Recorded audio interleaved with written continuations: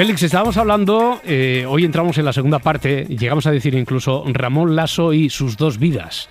Porque la primera parte, si te parece, la resumimos, lo hacemos con la ayuda de Juan Botella, de Ramón Lasso, de quien fue conocido como el asesino de... Exactamente era el asesino de Tarragona, ¿no? De Tarragona, también. Sí, de los Pallaresos, eso, de los Pallaresos. De Ramón Lasso y de su vida, sabemos esto. Los medios de comunicación lo bautizaron en el año 2011 como el asesino de Els Pallaresos. Además, logró ser la primera persona condenada en España por homicidio sin que se hubiera encontrado el cadáver de las víctimas. Hablamos de Ramón Lasso. Nace en Jaén en el 1955, aunque se afincó en Tarragona. En los años 80 contrajo matrimonio con Dolores, con la que tuvo 2 hijos. No obstante, Lasso se enamoró de otra mujer casada y con hijos, amiga también de la familia, algo que Dolores no tardó mucho en descubrir. Es aquí cuando ocurren 2 circunstancias trágicas. La esposa de Lasso, Dolores, fue encontrada decapitada por un tren en una vía situada en un camino cercano al lugar donde vivía la familia, poco después de la medianoche del 9 de junio de 1988. Las autoridades resuelven rápido el caso y la muerte es considerada un suicidio. Porque el maquinista del tren se percata poco antes de pasar a lo lejos, localiza en la vía la presencia de una mujer. Alerta de la presencia, pero la mujer no se mueve. La mujer había colocado supuestamente la cabeza en la vía del tren y desgraciadamente pues el tren no pudo frenar y por tanto pasó por allí decapitando la cabeza de la mujer. No obstante, la familia de Dolores nunca creyó en ese suicidio. 9 meses después, el coche que conducía a Lasso a 80 km/h cayó por un acantilado de 20 metros mientras viajaban en él Lasso y su hijo de 6 años. Ramón salió ileso, a pesar de que afirmó haber caído por el acantilado al aparecer un camión repentinamente y haber quedado inconsciente durante 15 minutos a consecuencia de dicho accidente, mientras que su hijo murió dentro del vehículo incendiado. La muerte se consideró accidental y no se abrió ninguna investigación penal.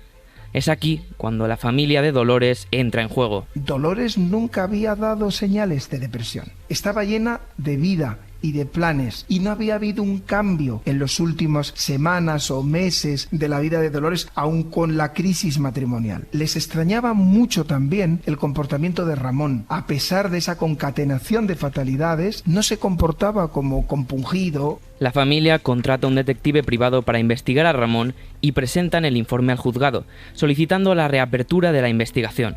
El juzgado accede y se hace una nueva valoración por parte de la Policía Nacional. Y revisan por ello 2 asuntos, encontrando datos muy interesantes. Primero, la revisión de la declaración del maquinista, una revisión del escenario del crimen también. No hay barro en la suela de los zapatos de Dolores, a pesar de que había llovido. También hay una ausencia de sangre en el cadáver o la colocación del cuello, escondiendo el estrangulamiento. Se revisa también la escena del accidente del coche con su hijo. El coche tenía la primera marcha, por lo cual no iba a mucha velocidad, contradiciendo a Lasso, que afirmaba iba a 80 km/h. Por todo esto se acuerda un sobreseimiento provisional y se reabre el caso por encontrar pruebas nuevas y concluir que el delito no había sido debidamente justificado. Lasso sería declarado culpable y condenado a 56 años de prisión por ambos asesinatos en 1993.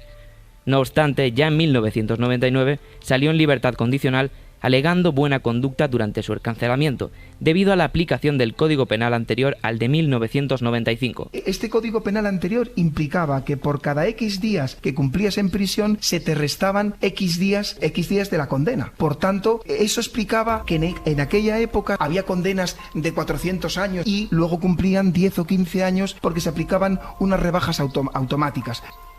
Ya en libertad condicional, Ramón comenzaría una nueva vida en Tarragona en una empresa de ambulancias, conociendo a una nueva mujer, Julia, con la que comenzaría una nueva relación.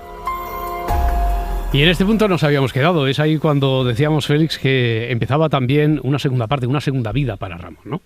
Una segunda vida que vamos a ver cómo tiene grandes paralelismos y cómo desgraciadamente va a implicar también determinadas fatalidades. Ya, ¿qué ocurre? ¿Qué ocurre en su nueva vida? Fíjate, Roberto, si hay un paralelismo con la vida anterior. La pareja formada por el acusado, por Ramón y por Julia, se ven con mucha frecuencia con la hermana de Julia, Mercedes, y con la pareja de Mercedes, Maurici, y forman pues 4 personas que se ven constantemente, que conviven constantemente. ¿Y qué sucedió? Que Ramón inicia una relación sentimental paralela con Mercedes, con la hermana de Julia, iniciando una serie de encuentros sexuales que duran aproximadamente 3 años, prolongándose hasta 2008-2009. Durante este transcurso de dicha relación, incluso, Ramón propone a Mercedes en varias ocasiones que cada uno dejen a sus respectivas parejas con la finalidad de vivir juntos, sin que en ningún caso Mercedes acceda a ello. El 27 de marzo del 2009, Mercedes, que trabaja de auxiliar de enfermería en un hospital de Tarragona, recibe una visita sorpresa. Ha acudido, lo que nunca sucede, a verla Ramón y le dice que tanto él como ella acababan de ser abandonados por Maurici y Julia, que estaban liados. Le dice: he descubierto que están liados y se han fugado. Mercedes en un principio no da crédito porque no considera que ese es el perfil de su marido ni el de su hermana.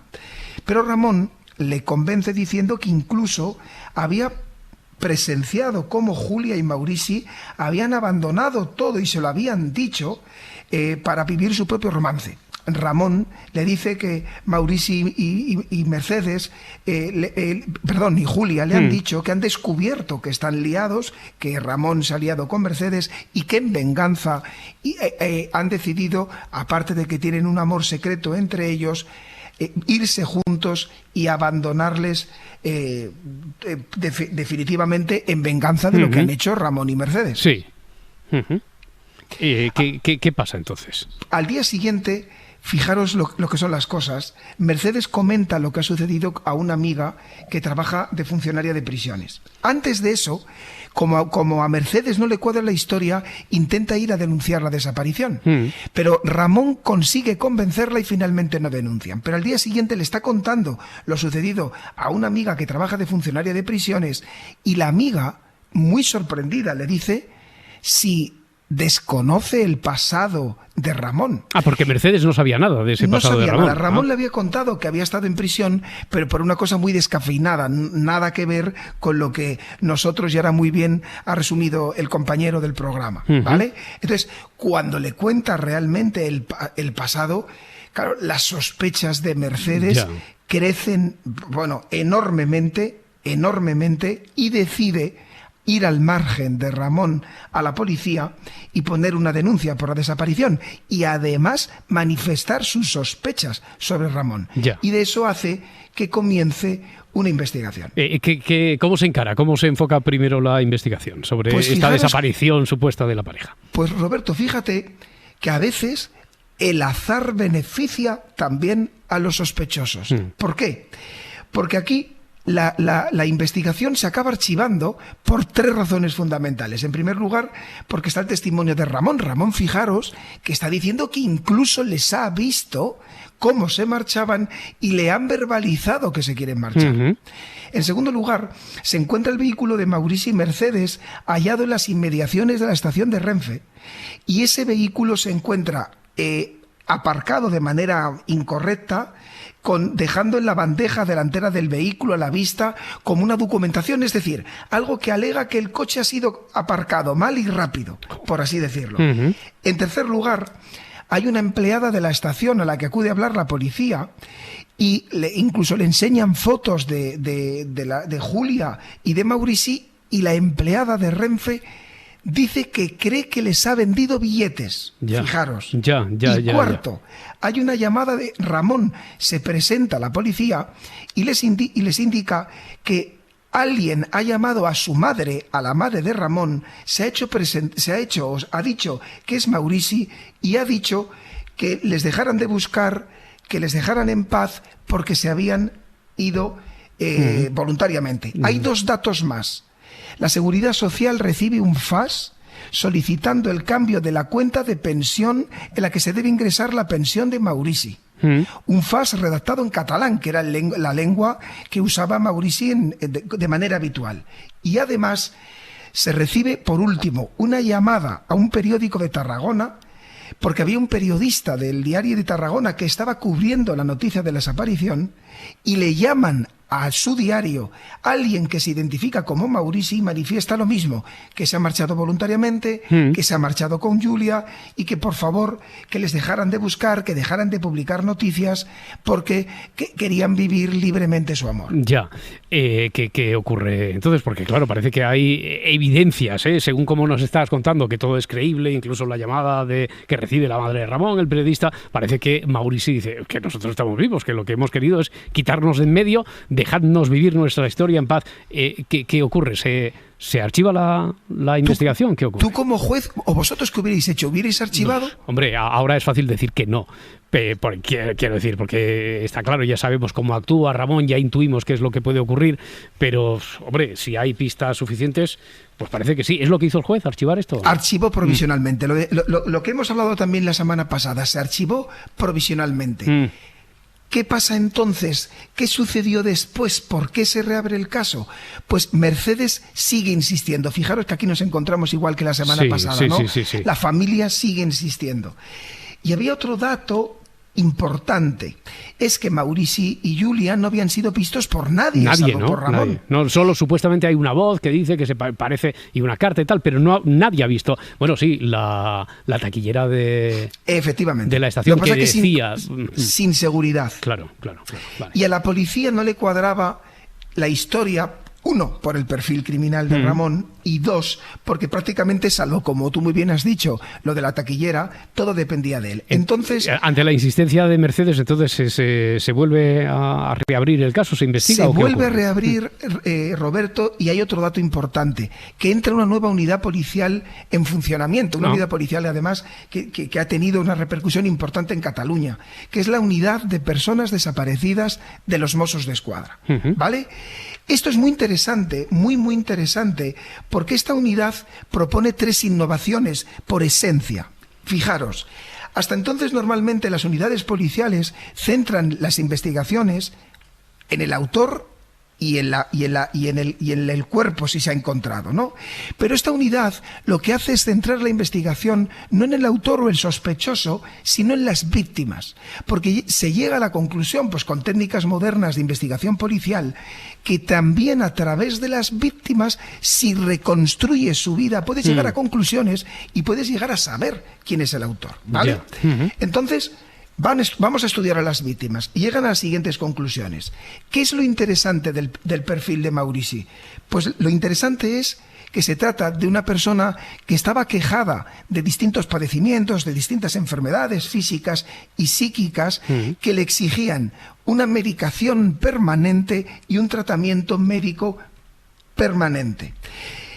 Eso hacía que se hace un seguimiento y nadie ha seguido solicitando medicación a la Seguridad Social o nadie ha seguido solicitando ningún tipo de cuidado médico. Eso ¿vale? Es sospechoso, claro, eso es sospechoso. Eso es porque sospechoso. Si no podría sobrevivir en condiciones normales de salud. Maurici. Vale. Eso es. Fijaros qué enfoque más diferente, ¿no? Ahora desde la víctima.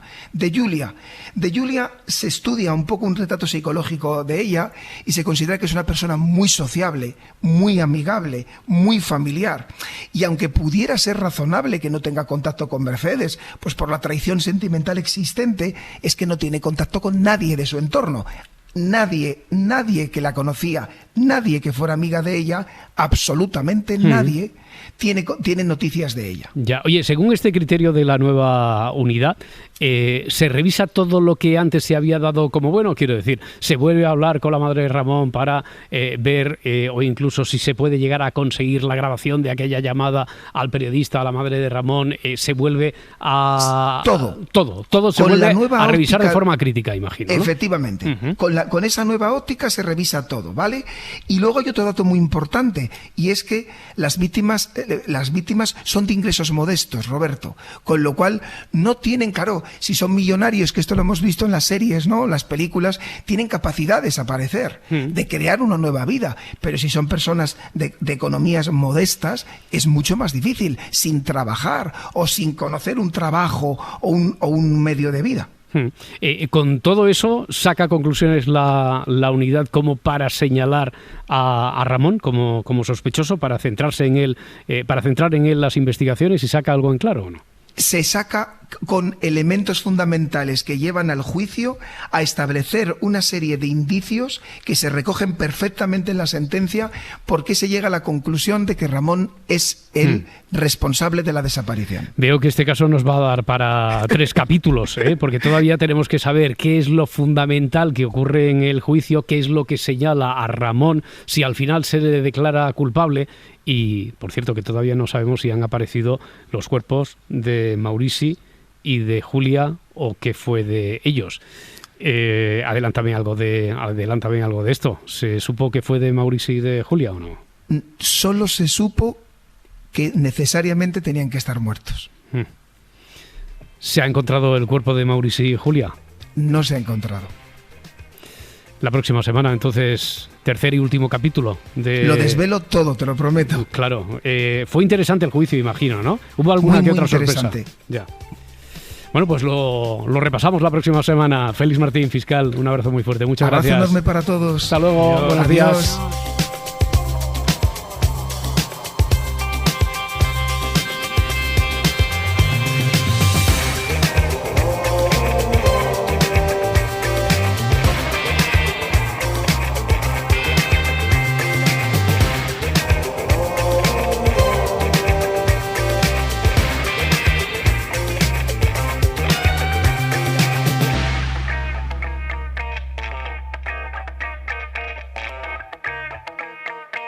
Si amanece, nos vamos. Cadena SER.